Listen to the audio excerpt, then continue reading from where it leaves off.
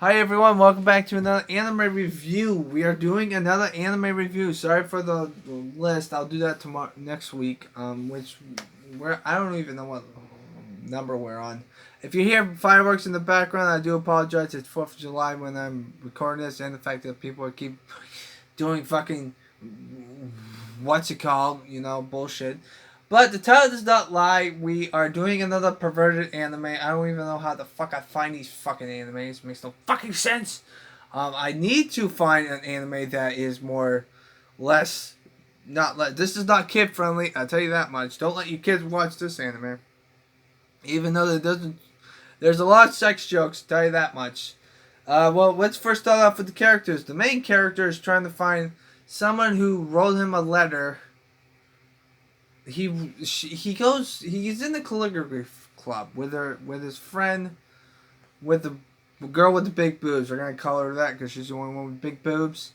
And he wants to help her out, clean out the calligraphy club because there's papers all over the place. He gets his friend from the library that he works with, and then he also has his sister, and also a girl with red hair, which is cool and all. And they're all friends with him. Okay.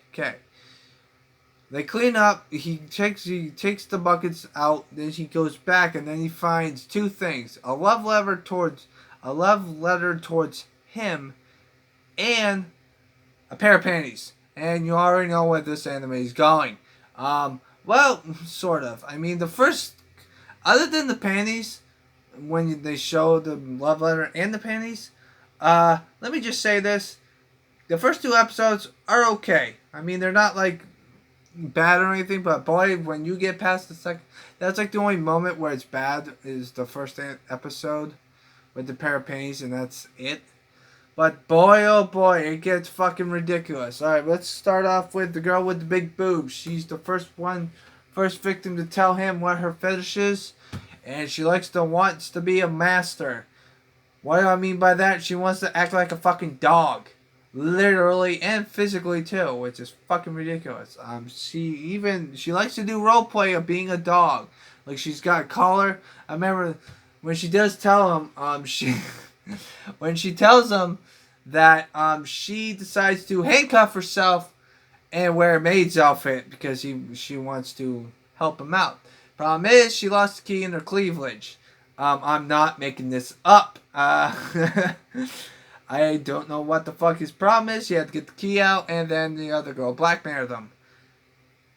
With that being said, there's a girl that's taking pictures of him, of that, but we'll get to that when we get to that. Now then, with that being said, she wants him to treat her like a dog, literally and physically too. After he finds out what she's out about, then she moves on to the next character, which is the girl with the blonde hair and the small boobs. Let me just say this. I thought she was going to be the normal one, but apparently not, because when he finds out what she wants him to do, because they go out on a date, and the fact of the matter is that it goes pretty well. She zones out a couple times because guys were hitting on her, and then he drags her out, and then he decides to he thinks that she's gonna confess to her. She's gonna confess to him. Problem is that she confesses to him that she wants him to be his master. She wants him to be her slave. Okay, what the fuck? And it's really fucking ridiculous because she puts her panties in his fucking mouth while he passes out. No fucking reason. I don't fucking get that, but whatever. That's what some sadism has to offer. This ain't no fucking bullshit. She even ties him up into a chair, and the other girl tries to save him, but she's not because she wants him to be his master, and it's all fucking confusing. They start bickering and stuff. The third character, the redhead girl, is probably the most fleshed out main character because the girl with the blonde hair and the small boobs and the girl with the big boobs are pretty generic. One wants to be a dog, one wants to be a master. It's pretty much that.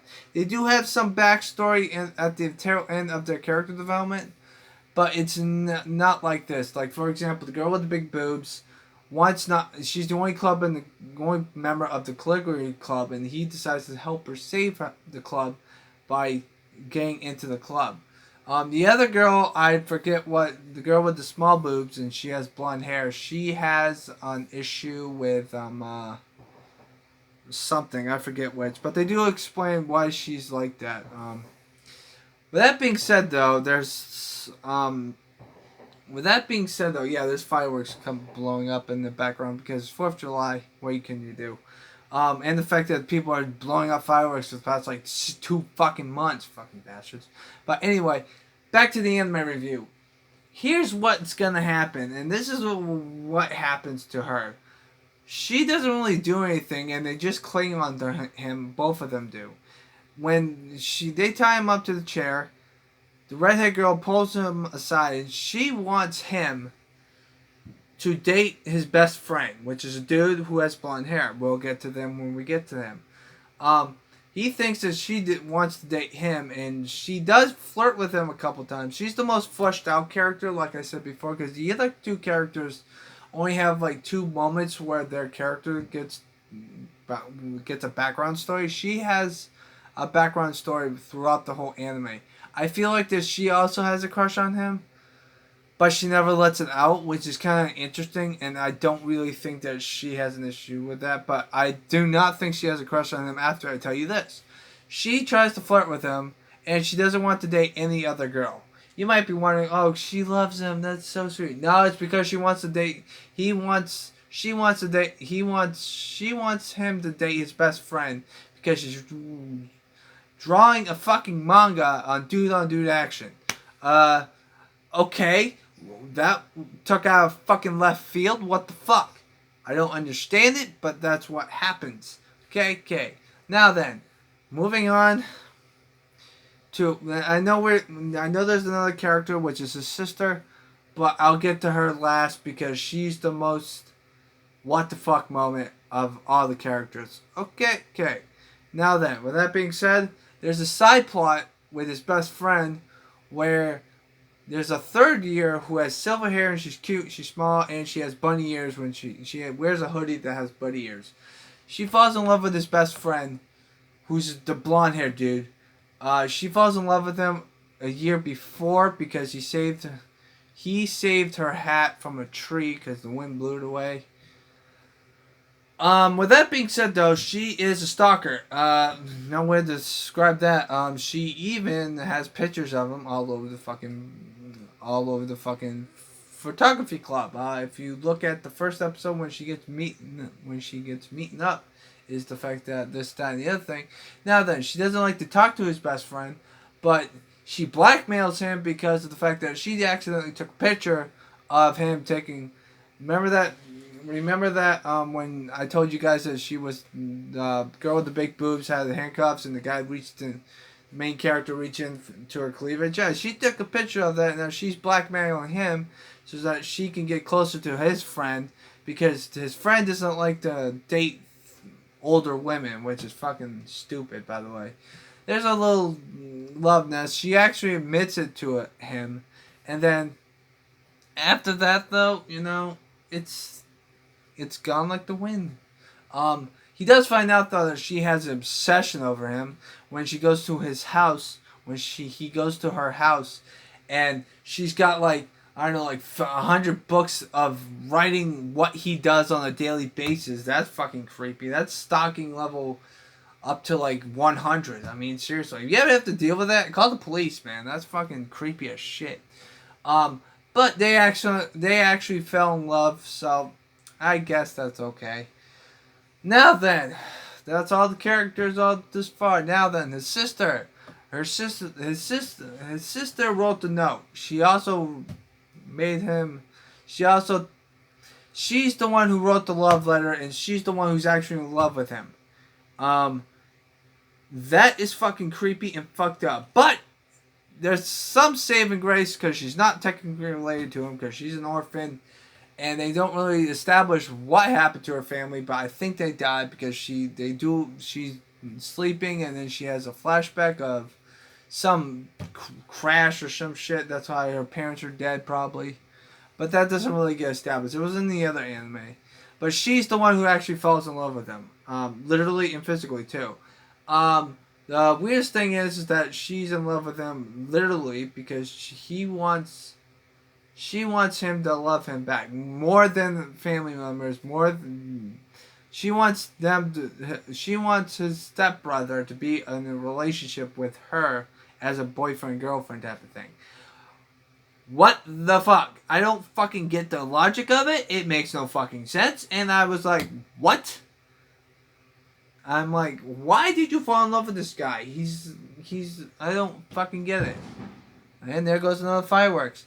But anyway, yeah, exactly my point. I'm pissed off. I don't know what the fuck is going on. Thank you, fireworks. You actually helped me out here. But anyway, as I was saying, this anime makes no fucking sense whatsoever. I mean, he doesn't date anyone. He's still single. He doesn't want to date his sister because that's just plain fucking weird. Although I do like the line when he finds out that they're not related, that he's related to his, they're not related to his sister. He has a friendly confrontation with the couple that he made his best friend and the girl with the silver hair who's small. He decides to talk to them, and his blonde hair friend decides to say the most stupidest thing ever.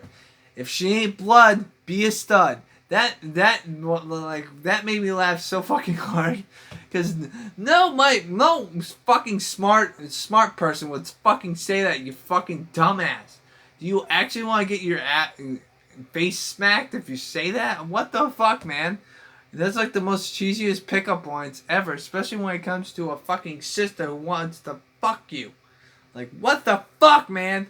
It's pretty comical. The soundtrack's okay. The thingamabob, the plot is really good, but my main issue is the fucking plot.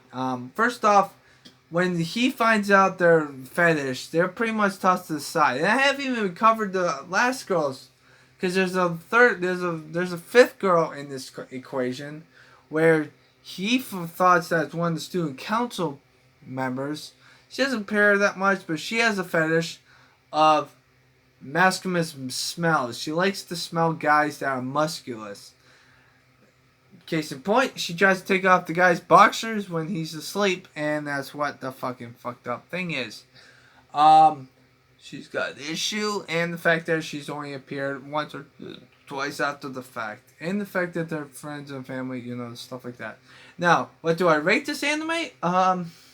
Even though how ridiculous it is, I'm giving this a 10. A low 10, but not in the high tier 10s. Because I think it's too fucking ridiculous. I mean, some of the characters just don't make fucking sense. I mean, I do like it that some of the characters, my main thing, I was going to give this a 9, but the don't be a blood, be a stud was fucking hilarious. Because no one will fucking say that because they're not that fucking dumb. And the fact that I like how they do the girl with the red hair's character development, because she likes to write manga, but I feel like that she's moving forward to liking him more and more because of reasons. But I feel like those reasons are fucking ridiculous, but that's beside the point. With that being said, I'm giving this a 10 out of 10 just because of the sheer stupidity. But it's not one of my top tier animes. If I had to remake the top 100, it would not be on the list because it's too fucking ridiculous. It's pretty fucking funny, but it's too fucking ridiculous. Now then, if you excuse me, I hope you guys have a nice positive day. Take care, and this anime is probably going to be one of my animes that I'm not going to revisit because of how many sex jokes there are. There are a lot of sex jokes in this anime. The plot is pretty much simple, stuff like that, but to be frankly honest with you, I did not expect that to happen. But you know what? And I'm going to beat the crap out of whoever blows up another fucking firework again. Because they've been doing that for the last 2 months. But I hope you guys have a nice positive day. Take care and stay positive.